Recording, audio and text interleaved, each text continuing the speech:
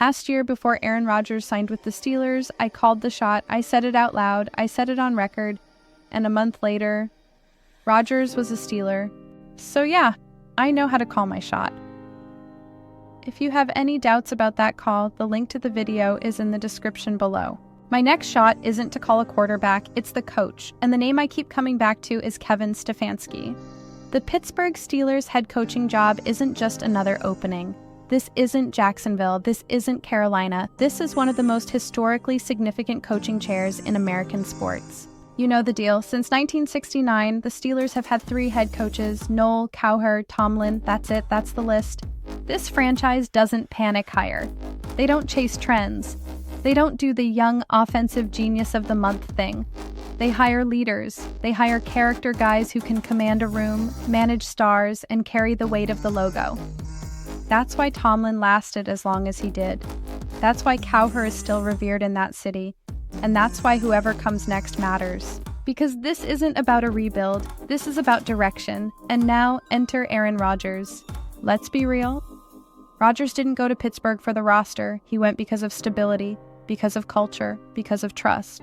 Mike Tomlin was the constant, the adult. The guy who could look Rodgers in the eye and say, "I've got it." Now that constant is gone. So if you're Aaron Rodgers, a quarterback who cares deeply about structure, autonomy, and football intelligence, the next hire isn't background noise, it's everything.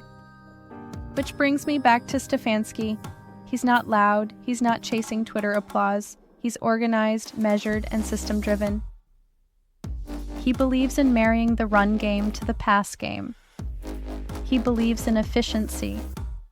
He believes in letting smart quarterbacks control the operation. And if that sounds familiar, it should. Because that's exactly how Aaron Rodgers wants to play football in 2026. Now, let's do the fun part. How does Stefanski go from being another new hire to instantly putting himself on the Mount Rushmore of Steelers coaches? He needs to say one thing. I want to coach Aaron Rodgers. That's it. I want to coach Aaron Rodgers, the greatest quarterback of all time. Stefanski has spent years dealing with quarterback instability, injuries, resets, and front office chaos. Imagine handing him a quarterback who already knows what he's seeing, already knows where the ball should go, and is the best ever at throwing the football. That's exactly what a new coach wants. And from Rodgers' side, this pairing makes total sense. Stefanski's offense is clean, it's disciplined, it values ball security, it doesn't ask the quarterback to play hero ball every snap, it asks him to be surgical. At 42, that's exactly where Rodgers thrives. This wouldn't be a nostalgia act, this wouldn't be a one last ride circus. This would be a grown man football marriage built on mutual respect and football IQ. Which brings us to the real question, because this entire thing hinges on it. Will Aaron Rodgers stay? Not can he play? We already know that. Aaron Rodgers can play. The question is, will Aaron Rodgers stay?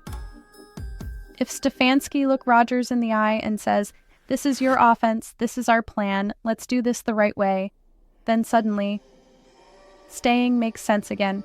That's why I'm planting the flag. Last year I called Rodgers to Pittsburgh before it happened. This year I'm calling Stefanski to the Steelers. And if that happens, don't be surprised if Aaron Rodgers looks around, nods once and says, "All right, let's run it back." Because in Pittsburgh, with that job, that history, and the right coach, that might be one last chapter that actually fits. So I'll leave you with the question that matters most. When Stefanski is hired, will Rodgers stay? And if you stayed to the end, it means you know football. Subscribe if you want more takes like this.